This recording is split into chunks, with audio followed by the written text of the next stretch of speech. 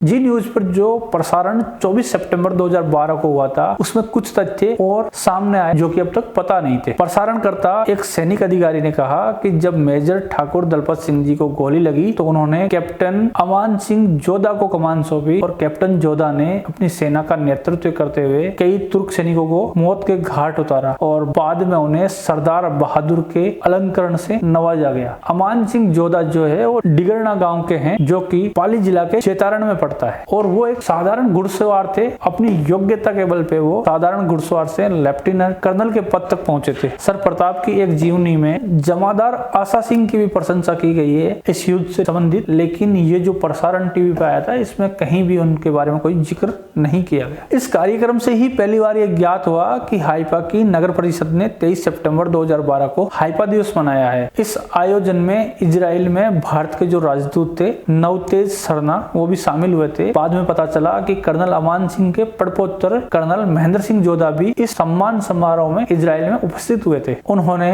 भारत लौटकर ये बताया कि इजराइल के स्कूलों के पाठ्यक्रम में 1918 के हाइफा युद्ध के बारे में एक पाठ जोड़ा गया है जिसमें भारतीय सेना और मुख्य तौर पे जोधपुर लांसर्स की प्रशंसा की गई। भारत में हाइफा युद्ध को कहीं याद नहीं किया जाता है, केवल जयपुर की घुड़सवार सेना 61वीं कैवेलरी द्वारा हाइफा दिवस मनाया जाता है। 23 सितंबर 2012 को जयपुर में 61वीं कैवेलरी द्वारा ये आयोजन हुआ। उसके मुख्य अतिथि जो थे वो थल सेना के सर्वोच्च सेनापति जनरल विक्रम सिंह थे। ये जानकारी होनी चाहिए कि द्वितीय विश्व युद्ध के दौरान ही घुड़सवार सेनाओं को समाप्त कर दिया गया था, लेकिन जयपुर के महाराजा मान सिंह जी द्वितीय ने केंद्र सरकार को मनाकर 61वीं कैवेलरी का गठन किया था। इस कैवेलरी में जोधपुर, जयपुर, हैदराबाद, मैसूर, ग्वालियर और पटियाला आदि रियासतों के घुड़सवार सैनिक उनको शामिल किया गया था। सन 1947 में रियासतों के विलयकरण के बाद भी महाराजा मान सिंह जी ने 61वीं कैवेलरी है उसको यथावत बनाए रखा था। वो पोलो के विश्व प्रसिद्ध खिलाड़ी थे और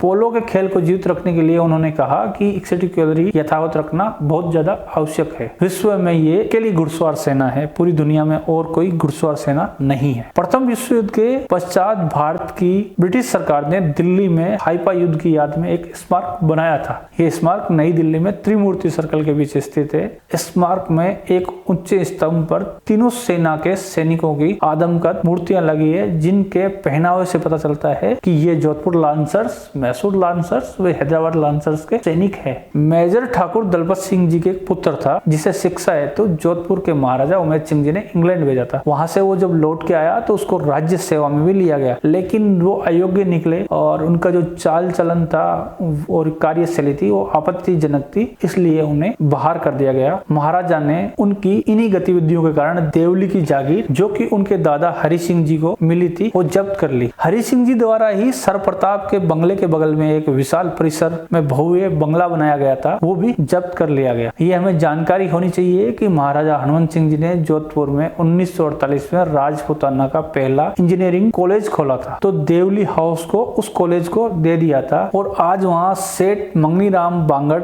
इंजीनियरिंग कॉलेज चलता है। ये एक विडंबना है कि ठाकुर हरि सिंह जी और ठाकुर मेजर दलपत सिंह जी के वंश में अब कोई नहीं है, परंतु उन दोनों का नाम इतिहास में अवश्य जीवित है और वो प्रेरणा के स्रोत है।